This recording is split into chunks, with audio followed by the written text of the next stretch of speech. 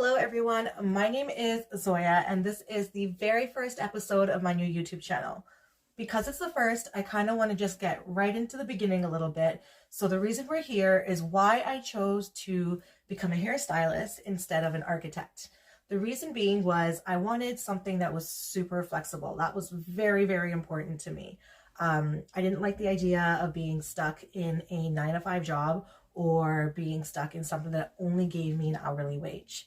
So how it all began was I had originally applied to a few schools for architecture post-secondary, and it was a little too late in my application time. So unfortunately, I had to wait for the following year.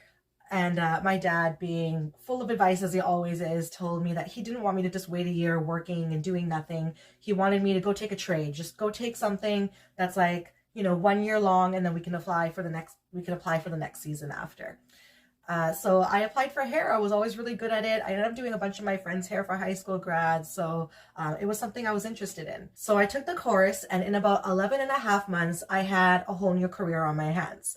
And what I did prior to graduating class was, I'll get into more of that a little later, but I ensured that I was working part-time in a salon to already gain salon experience before I even graduated school.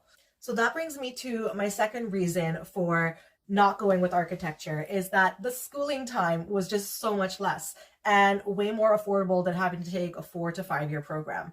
This allowed me to pay off my school loan a lot faster since I was already working in my field sooner too.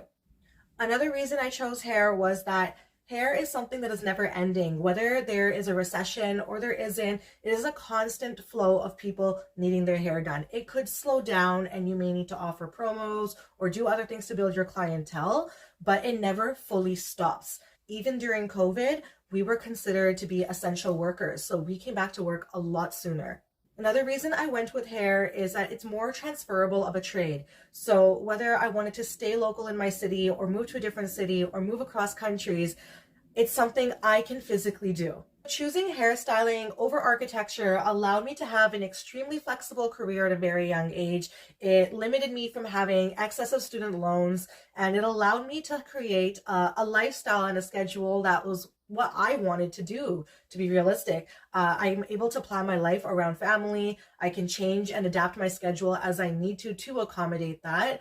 I also am able to have a consistent gym schedule, and I have time to chase other goals and other dreams and side hustles because I'm able to plan everything and just work longer days if I want to. I'll get into some more details in my later videos, but becoming a hairstylist also allowed me to chase other endeavors to the point of putting myself through a whole other education while still being able to provide for my family. Those are huge things to be capable of doing that I probably wouldn't have been able to do if I was working a 9-to-5 job as an architect.